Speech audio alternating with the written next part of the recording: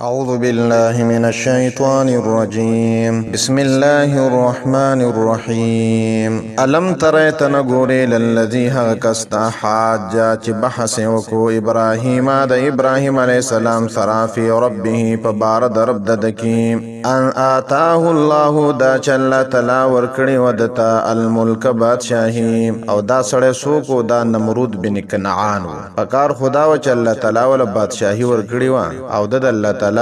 شکریہ ادا کړی وی، د الله تعالی بندگی کړی وی، د الله تعالی اطاعت کړی وی. خو دې نمرود الټه د الله تعالی مخالفت وکړو، د الله نه باغی شو. د ابراهیم علیه السلام سره د رب په باره کې او د رب د توحید په باره کې بحث کوو. اذ په هغه وخت کې قال ابراهیم چې کله وی ابراهیم علیه السلام ربي الذي رب زما هغه ذات ته یحیی چې ژوند کول کوي او یمیت او مړ کول کوي، یعنی زما رب د ژوند ور کول او د مرګ ور کول واقدار او اختیار مند دی. قال نو دی نمرود وی انا احیی زم ژوند کول کوما او امیت او مړ کول کوما. مفسرین لیکي چې دوه کسان راوستله، په یو کس باندې د مرګ فیصله شوی و او بل کس باندې د مرګ فیصله نه و شوی، داغه د رهایی فیصله شوی و. دغه نمرود هغه کس مړ کو چې د کم کسو د رهایی فیصله شوی و او هغه سړی پرې خودو چې په کم کس باندې د مرګ فیصله شوی و. د ابراهیم علیه السلام ته ویل چې دا یو کس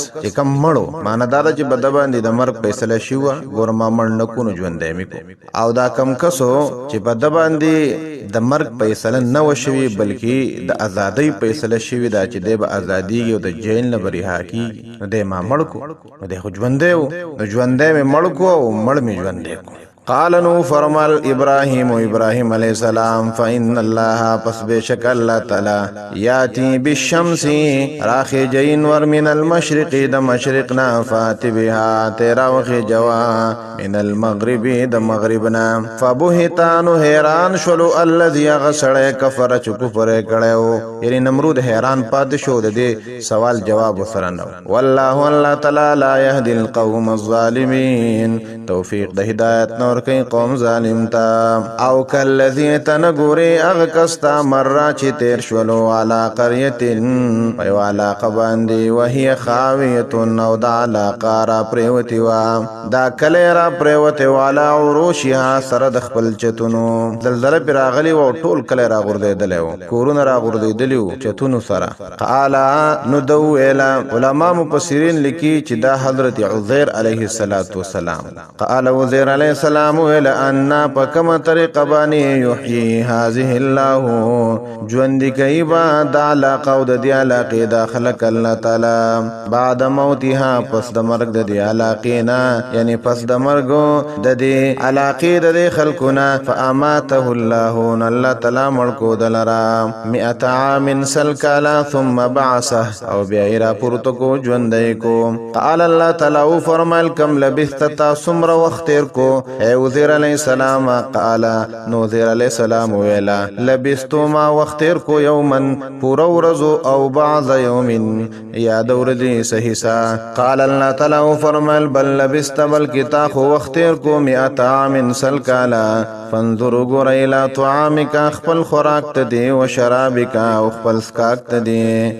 لم یتسنا بدوی شوی ندی، خوراکم روغ دے او سکاک هم روغ دے. وانظروا گورا الى حمارک خپل خرت دی خری مړ شوی وو اډوکی اډوکی شوی وو. ولنجعلک او د دې د پارا چې مونږ وګرځو تعالی را آیتن یو دلیل او یو علامه په احیا د موتا باندې. الله عزت په دې خبره باندې دلیل ګرځو ما علامه ګرځو ما چې الله تعالی به د قیامت پر ورځ باندې مړی راځوندي کوي او حساب کتاب سره کوي. للناس د پار د خلق وانظر ګور الى العظام دی اډوکو دا د خر دی اډوکو تو ګور کیف ننشزها چې څنګه مونږه را پورته کو دی لرا خوزو دی لرا ثم نکسوها بیا مونږه څنګه ور اغوندو دی اډوکو ته لحمن غوخه فلما پس هر کله تبینا چې واضح شولا له دته دا خبره یعنی د الله تعالی د قدرتو قال ندول اعلم ذبوهګم ان الله بشک الله تعالی علی کل شیء قدیر په هر یو څه باندې قدرت لرونکی دی وای زیات که هغه وخت او تصور وکا دا وخت قال چې وی ابراهیم علیہ السلام ربي رب زما ارني وخيمات كيف تحيي الموتى تبکم طریقه باندې ژوند کوي مړي قال الله تعالی فرمل اولم تؤمن ولتيقين نکید دې خبرې قال ابراهيم عليه السلام ویل بلا ولن یقین کوما ولكن ليطمئن قلبي لیکن د دې د پاره چې خمطمئن شي زړه زما قال الله تعالی فرمل فخذ اربعه تونس سلورو من الطير د مارغاننا فسرهن او ټوکړي ټوکړي کا دغه مارغان الیک د خپل ځان سره ثم جعل باکیک د علی کل جبل په هر غر باندې منهن د دې ټوکړو او د دې مارغانو جزءا برخو حصہ ثم دعوهن او بیا را بل دوی لرا په نومونو باندې یاتینک سعیا راضی بتاتا سعیا پمنډا تا طرف ته روان وعلم بوشان الله بشک الله تعالی عزیز غالب دے حکیم حکمت والا دے